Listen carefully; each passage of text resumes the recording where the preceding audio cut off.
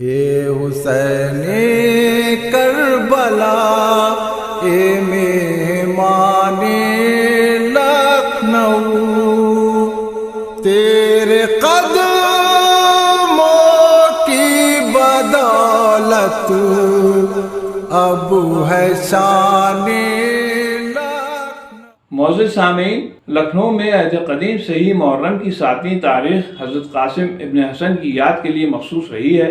امام حسین نے اپنے بڑے بھائی کی وصیت کو پورا کرتے ہوئے ان کا عقد اپنی صاحبزادی سے شب عاشور کر دیا تھا۔ لکھنؤ ہی نہیں، ہند و پاک میں بھی 7ویں محرم کو ان کے عروسی کی یاد جلوس مہندی کی شکل میں منائی جاتی ہے۔ چنانچہ لکھنؤ کے تمام عزاخانوں میں ایک بڑے ظروف یا سینیوں میں پسی ہوئی خشک مہندی بھر دی جاتی ہے اور اس کے اوپر بڑی بڑی توغیں روشن کر دی جاتی ہیں۔ ساتھ ہی پھل، دودھ اور ملیدے پر حضرت قاسم کی نظر ہوتی ہے۔ اس دن گھر کے بچوں کو منت کی چاند چھلے پہنائے جاتے ہیں۔ اس دن حضرت قاسم کے حال کا نوحہ پڑھا جاتا ہے۔ اس کے ساتھ ہی لکھنؤ میں مہندی کا جلوس بھی اٹھایا جاتا ہے۔ لکھنؤ میں مہندی کے جلوس کی ابتدا اودھ کے چوتھے حکمران نواب آصف الدولہ بہادر کے دور حکومت میں ہوئی تھی، جب 1795 میں میاں عالم علی خان نے اپنی حویلی سے حضرت قاسم ابن حسن کی مہندی کا جلوس اٹھایا تھا، جو کہ شہر میں گشت کرنے کے بعد میاں عالم علی خان کے امام باڑے میں اختتام پذیر ہوا تھا۔ اس کے بعد یہ جلوس عالم علی کی حویلی سے ہر سال اٹھایا جانے لگا۔ نواب آصف الدولہ بہادر بھی اس جلوس میں شریک ہوتے تھے۔ یہ تو نقش اول تھا۔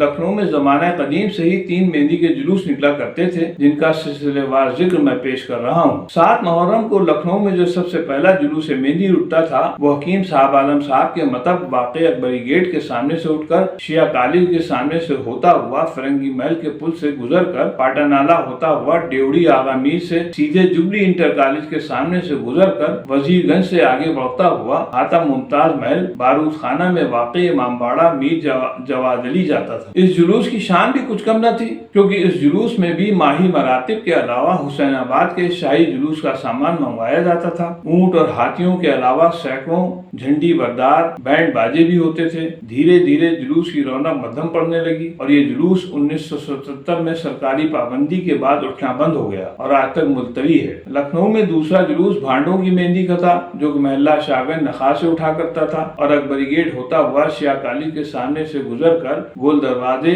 میں داخل ہو کر چوک کے راستے اکبری گیٹ کی طرف بڑھتا تھا، جو کہ چوک کے اندر ہوتا ہوا واپس اپنی منزل محلہ شاگنج آ جاتا تھا۔ اس جلوس میں قابل ذکر کوئی چیز نہیں ہوتی تھی، صرف ایک مخصوص نوحہ پڑھا جاتا تھا، جس کے بول تھے: رن میں بیوہ حسن یہ پکاری، میرے قاسم کی آتی ہے مہندی۔ اس جلوس کی شان ہی نرالی تھی۔ لوگ صرف اس نوحے کو سننے کے لیے دور دور سے آتے تھے۔ یہ نوحہ آج بھی 7 محرم کو گھر گھر پڑھا جاتا ہے۔ 1977 میں عزاداری کے جلوسوں پر سرکاری پابندی عائد ہونے کے بعد یہ جلوس بھی اٹھنا بند ہو گیا۔ تیسرا اور عالمی شہرت یافتہ جلوس مہندی حسین آباد کی شاہی مہندی کا جلوس ہے، جس کے بانی اودھ کے 9ویں حکمران بادشاہ محمد علی شاہ تھے، جن کا دور حکومت 1822 سے 1837 ہے۔ 1977 سے پہلے یہ جلوس امام باڑہ آسی سے برآمد ہو کر رومی گیٹ ہوتا ہوا کمپنی باغ کی طرف مڑ جاتا تھا۔ وہاں سے میڈیکل کالج چوراہے سے گول دروازے کی طرف مڑ کر چوک کوتوالی کے سامنے سے ہوتا ہوا کونیشور چوراہے سے لاجپت نگر کی سڑک پر گزر کر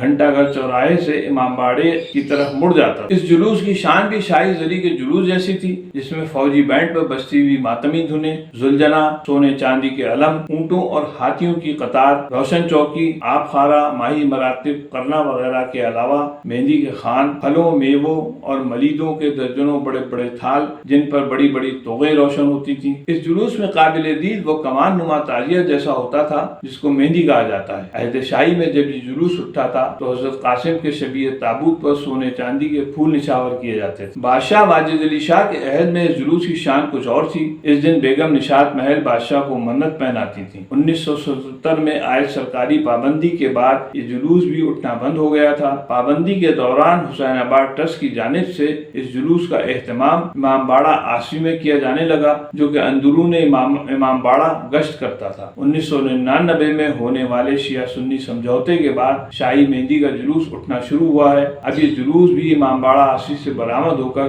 سیدھا چھوٹے امام باڑے جاتا ہے۔ اب میں اپنی بات کو یہیں پر ختم کرتا ہوں۔ اگلی قسم میں آپ کے روبرو 8 محرم علم فاتح فرات کا ذکر پیش کروں گا۔ اب اجازت چاہتا ہوں۔ خدا حافظ۔